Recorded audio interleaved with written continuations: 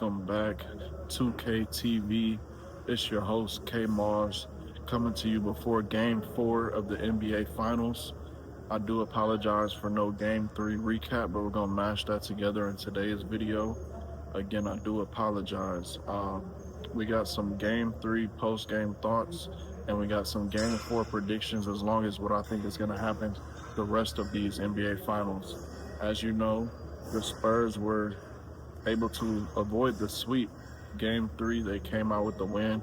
The series is 2-1 now, and I told you guys all series I've been rooting for the Spurs, not just because of what the Knicks did to my Cavs, but I do believe in this young team. I'm going to go over some numbers from Game 3 that are very telling and might tell you that the Spurs have figured some things out. I'm not going to say they figured the Knicks completely out, but they figured some things out that are very promising for the rest of this series. So let's get straight into it. The Spurs did pick up the win in Game 3, 115 to 111. WEMBY had an amazing game, 32 points, 8 rebounds, 6 assists, and 3 blocks. I mean, that's what you expect from your superstar player when you're back against the wall. The Spurs have been fighting. Each game has been close. Each game could have went either way. Game 1, the Knicks won by 10, a little convincingly, but if you watched each 3 of these games, it could have went either way. The Spurs have held a lead in the second half in each 3 of these games, and in Game 3, they were able to hold on and capture the win. So again, Wemby 32, 8 and 6, 3 blocks. Stephon Castle, I got on him bad after Game 2 with his shooting performance and his turnovers. He had a great bounce back game. In Game 3, 23 points, 5 assists, cut down on the turnovers as well. I believe he only had 2 turnovers this game. Big Body Brunson, 32 points, 5 rebounds, 5 assists, but another game with a high turnover rate. And this game, he didn't have the steals on the other end to make up for it. That was very costly in this game, in which they ultimately ended up losing a very close one. He had 5 turnovers in this game. His sidekick in this one was not Karl Anthony Towns. It was OG Anunoby. He chipped in last game with 28 points, 5 rebounds, and some very timely buckets, while Karl Anthony Towns finished the game with 11 points. Something to note that was brought to my attention, Karl Anthony Towns, while I sung his praises in the first 2 games, what I have not noticed until now, he has not scored in the fourth quarter in any of these 3 games, and that is very telling. I believe Game 2 was lost by the Spurs and not won by the Knicks, in due part to Cat's aggression, but also because the Spurs were able to kind of come out in the second half how they should have came out the whole game, and I think they did that in Game 3. They came out aggressive, they got to an early lead, and they didn't let up. That's the type of basketball that I believe Mitch Johnson is preaching to this young group, and I think that's the kind of basketball that we'll see from the Spurs for the rest of this series. Cat, 11 points in this game. Again, no points in the fourth quarter. Him putting the pressure on Wemby has been a catalyst in this series, and that is a big reason why they won the first 2 games. But honestly, if the Spurs can figure out that matchup and make things hard for the big fella, then they could definitely turn this around. Josh Hart, the ultimate glue guy, I will continue to sing his praises as he played a really good game for the Knicks, even though they didn't get the win. 16 points, 9 rebounds, 5 assists, played some really good defense down the stretch.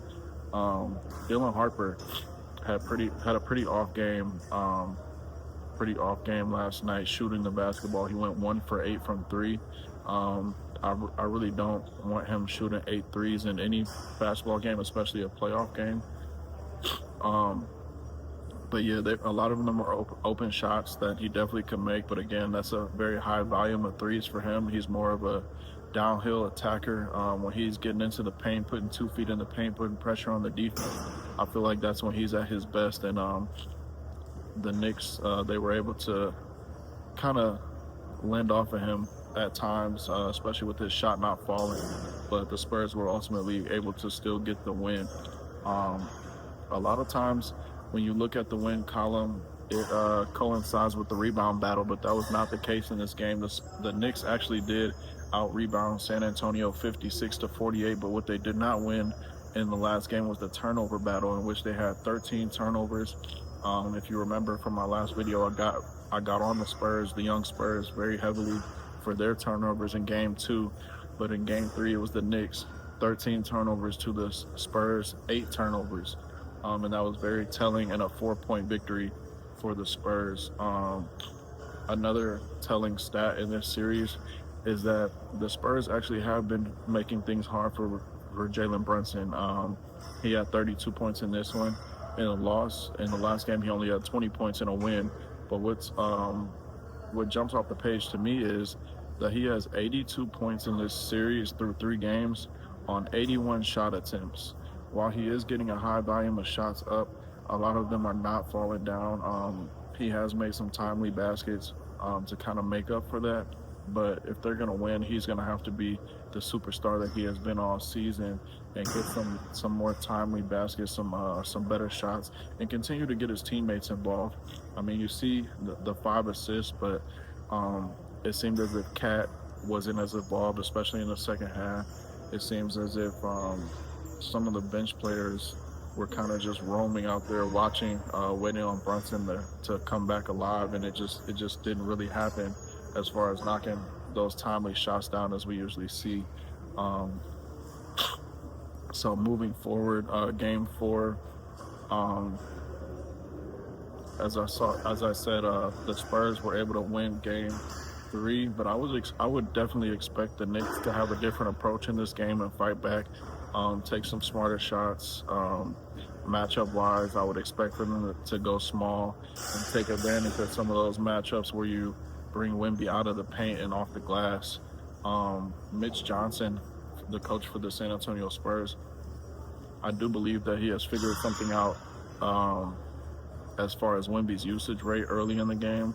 I don't expect Dylan Harper to have another bad shooting night like that. I expect him to be able to pick his spots and continue to be a force on the defensive end. What I'm waiting on is for De'Aaron Fox to kind of have himself a game. I mean, if he can kind of turn the clock back as if he's not 26 years old.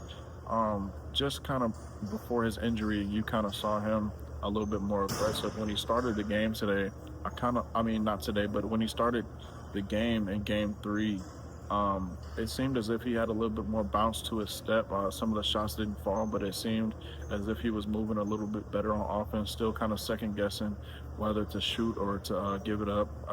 That kind of happens naturally when you're playing with a superstar talent like Victor Wembanyama, but I think the Spurs are going to need that second push, that punch from De'Aaron Fox if they're going to be victorious, especially in 3 out of the next 4 games versus the Knicks. This is really going to be a coaching battle down the stretch.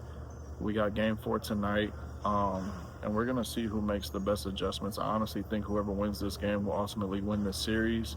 And yeah, I mean, when you look at this, some of these back and forth telling things about both teams, it's kind of hard to pick a winner for tonight, but I do believe that both teams will come out aggressive, and I believe that whoever gets the more quality shots, especially at the rim, and doesn't settle, I think they will be definitely victorious today. And for the rest of the series, I do think this series will ultimately go 7 games. I'm hoping that this series can go 7 games, not only so I can make more videos for you guys, but just as a basketball fan, I love a good back and forth, and I think a deserving champion will be crowned, and we shall see. Again, game 4 tonight.